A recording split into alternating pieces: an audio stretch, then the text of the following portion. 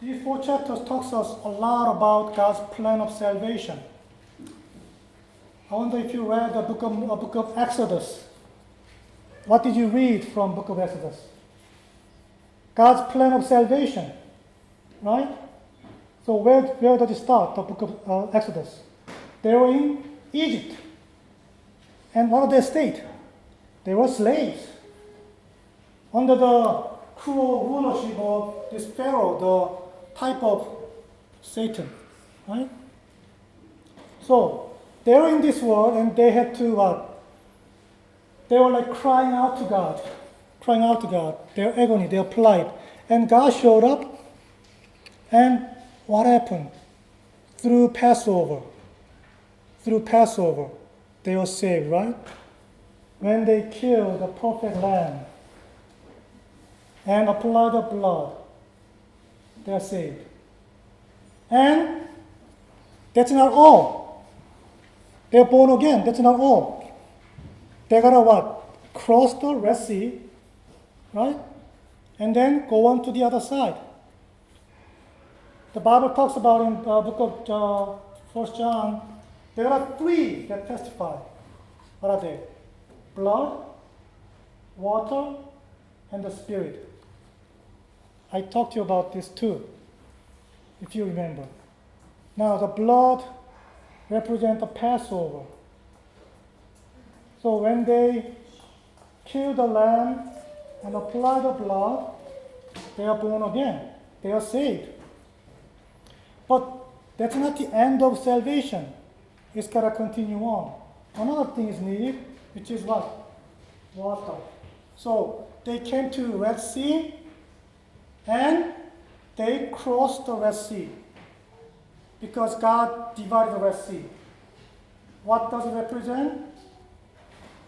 They were buried, they were dead under the water, and they come out, resurrection, to the other side. Blood is necessary, Jesus' blood, and the water is also necessary. And when you come out of the other side, what's necessary? Now you gotta be following the Spirit. You gotta led by the Spirit. Those that are led by the Spirit, they are the sons of God. Unless we are the children of God, okay? There's no guarantee that we belong to God's family, God the Father. There was blood, the Passover, and there was water, and there was the Spirit. Now, same thing happens, okay? Same thing happens. If you read Book of Ruth, read carefully. Read, stop, meditate. Sometimes it's good to step away so you can look at the forest. Read chapter 1. The stage is the land of Moab, just like land of Egypt. They were like slaves to the god of Moab. All the men died, right?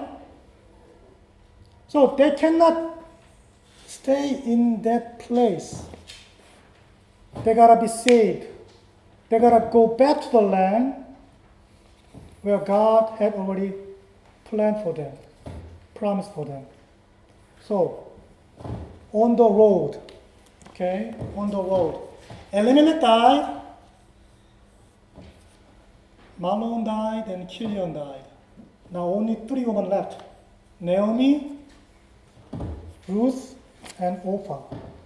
Now on the road, because Naomi heard this good news in Ruth chapter 1, that God had visited his people once again. She had the good news. So she made up her mind to go back to her country. Now on the road, she encourages 2 daughter-in-laws to go back to their own country, to go back to their own God, to go back to their old way of living.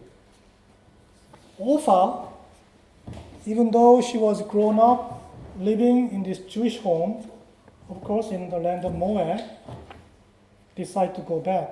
Orpha means turn the back, or stubborn. So she went back. But Ruth, what she did was amazing.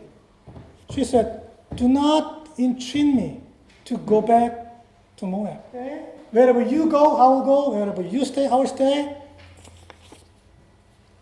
Your people will be my people, and your God, my God. That's conversion. That's blood. That's the conversion. I'm not going to serve the God of Moab, Baal. I'm going to serve your people, and I'm going to serve your God, and your God will be my God now. That's the conversion. That's when she got born again. So there was blood for Ruth. What about the water? She said in verse 17, wherever you die, I will die. Wherever you buried, I will bury it also. Same type of water baptism. She was saved by this conviction, this determination. Spiritually, she already applied the blood, the Passover. She already put the faith in the God Naomi serves. And she said, her God will be my God too. Not the God of Moab. Not the God of Baal. God, Jehovah the Lord, will be my God. She was born again, she was saved. And she also says, wherever you die, I will die also. Wherever you are buried, I'll be buried also. That's the type of water baptism. So there's water. If you read verse 22 in chapter 1, they all came to where? Bethlehem. They all came back to Judah. Now, their country has now relocated, transferred from Moab, the land of death, to land of plenty, land of God's provision, land of living. They came to Bethlehem. And it was what? Harvest time. Harvest is the Pentecost. Now, the question is, when she came back, will she be led by the Spirit and lead a life that is Spirit-led, not fleshly-led? That's the question. So, in chapter 2, you will see that in the land of Moab on the road, she was born again. And in the land of Bethlehem, now you see her faith is being developed. It's just like the wilderness. The old Israelites went to the wilderness. Nobody's exempt from the wilderness. Everybody, if you're a Christian, everyone must go through this wilderness. But everyone doesn't need to go through wilderness wandering. There's a difference. You get tested, okay? And you learn about God's law here. And you learn how to be obedient to God. And the ultimate destination is just like Israelites in the land of Egypt at first, and the wilderness, and where? The promised land, where God's temple is. So, she was in land of Moab.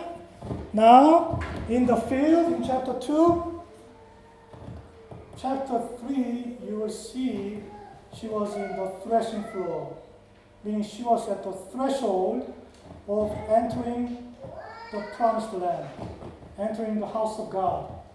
So chapter 3 and chapter 4 are the type of her faith being matured, she being one with God. when Ruth came to Bethlehem. It was a harvest time. The question is, it was during the time of the Judges. Look at the last chapter of the book of Judges. It concludes the book. It says, during the time, there was no king, and everybody did what they thought was right, what was right in their eyes. So everybody was doing their own thing. But when Ruth came, she already knew the God's law, the God's covenant that God made with his people. The kind of covenant that God made was when you harvest, when you crop your field, do not harvest whole field. Leave four corners of the field for the homeless, for the poor, for foreigners. And it was during the time of when Judges ruled. Can she be able to find somebody who's still being faithful to the covenant? Because she already knew the covenant that God's people have with God. And she made this request to Naomi. Naomi, can I go to the field and glean the grain after anyone in whose sight I might find favor? She was already ready to be truthful to the covenant. She being foreigner, she being widow, she has left with nothing. Now the only way she can survive and find some food is to glean from this field. But the problem is, can she be able to find anybody who will be still faithful to the covenant? And that's the question. And if you read the book of Ruth chapter 2 doesn't waste any time about introducing this man. But chapter 2 verse 1 starts with this name. His name is Boaz. And what was the introduction? A man of standing. The other version, a mighty man of great wealth. You see that?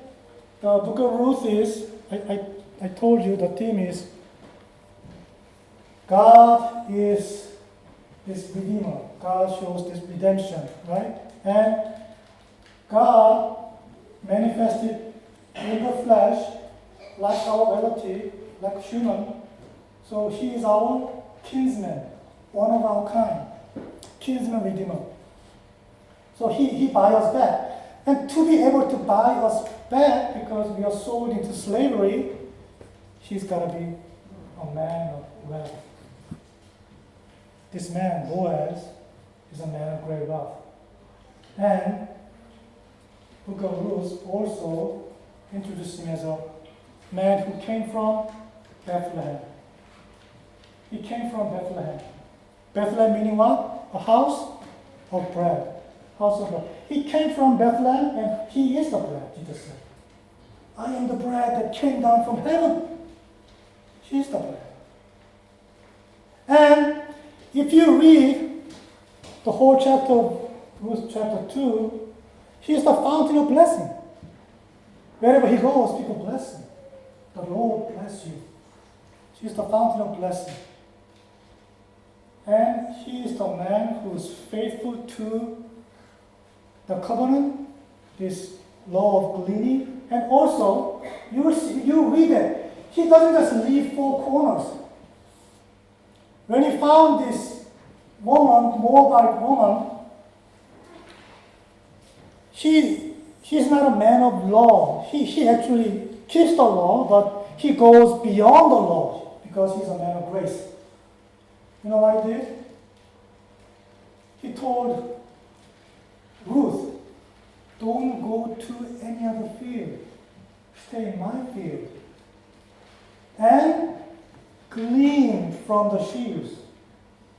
And he told his servant, you know what? Don't rebuke her. Don't just crop everything. Leave something for her. And he even says, why don't you just pull from the sheaves the stalk and throw it on the floor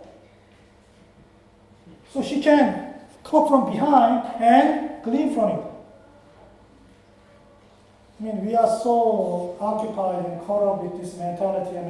Whether I'm doing the right thing or not, whether this is right or not. But Christianity is not about keeping that law. The law cannot save. After this series, I'm going to talk about the law actually. Because the book of Ruth chapter 4 ends with the law. What law did.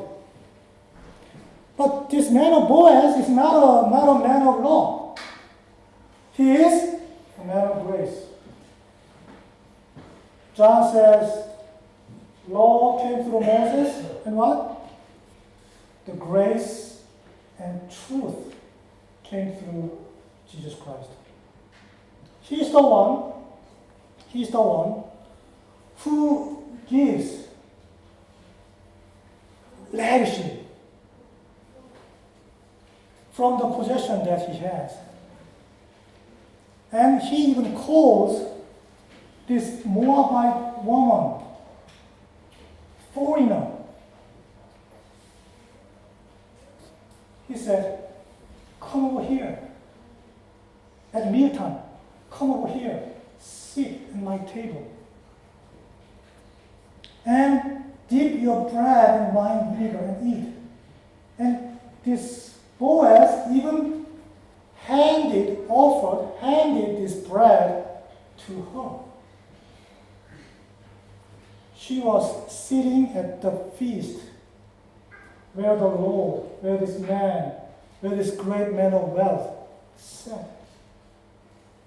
Jesus invites this Gentile woman to his table to eat from his hand.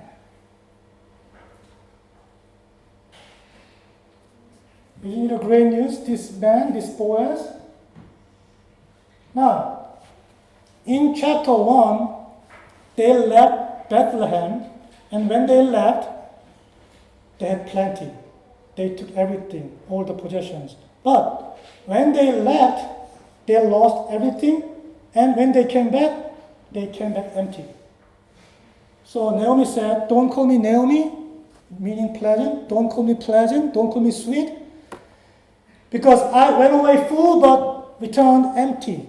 That's chapter 1. Chapter 2, Ruth goes away from Naomi empty-handed. But when she gleaned from this Boaz field, she came back because she gleaned how much? The Bible says 1 ephah, which is 30 pounds of grain. Go to the commissary and check the rice bag, 10-pound rice bag. She had 3 of them just by gleaning from the field. Chapter 2, she went away empty, but she came back full. Chapter 3, once again, she went away empty, but it was actually threshing floor. You know how much she gathered? The Boaz actually gave 6 measures of barley. Double of what she had in the beginning. And Ruth, just read. Ruth, when you read Ruth chapter 2, she wasn't just concerned about whether she would be able to find some food and glean from a field. If her focus was only field, then okay, I got this, and then she would be maybe satisfied. But her focus was the relationship, the person. Let me go glean from this field. After this person, after anyone, after him, in whose eyes am I find favor? So she was longing and she was going after this relationship. And she she was actually able to meet this person, Boaz. And Boaz was like, Ruth was really amazed. How come are you so kind to me, a foreigner, a Moabite woman? But Boaz knew all about what she had already done. I heard all about you. How you showed kindness to your mother-in-law after your husband died. How you work hard, never stopped working after you came to my field, and everything. So Jesus was also amazed by her faithfulness, her kindness too. And the Bible says when she went to a field, it happened to be the field belonging to Boaz. And the Bible says, I think it's verse 4, then, behold, somehow Boaz happened to show up in the field. Think about God of timing. Okay? Think about God of timing. God is a God who created time. So he knows exactly when he needs to show up to his people. I know in my case, God always shows up at the last minute. And talks to me, it's me.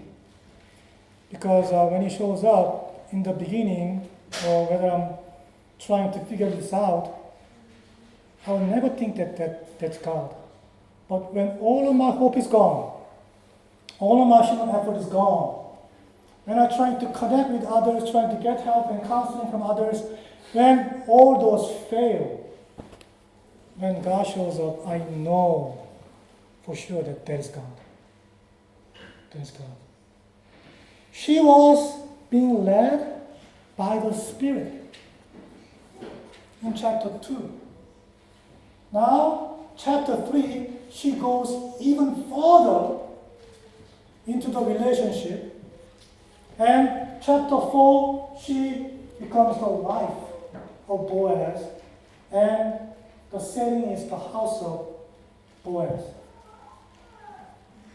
Israelite were in Egypt. They were slaves.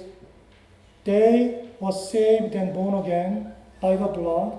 They went through the water, come out to the other side, and they gotta be led by the Spirit. They gotta be tested. Their faithfulness gotta be examined. If they keep disobeying God, they'll end up wandering in the wilderness. But Ruth didn't wander. She was so obedient. She ran right into the promised land. That's what we all need to be going through.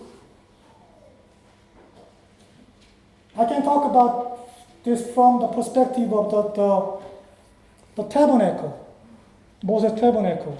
You know the diagram of Moses' tabernacle? Maybe a later study, but you see the tabernacle, there's the fence, and there's outer court.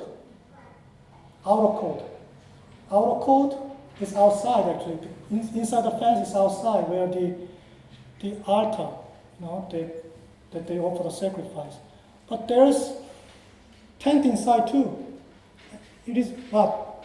Holy place and most holy place. Our faith, our Christian journey starts from the outer court, where there's blood. And we're going to move on to the holy place. And we also going to move on to the most holy place. Please read the book of Ruth. Please read the book of Ruth.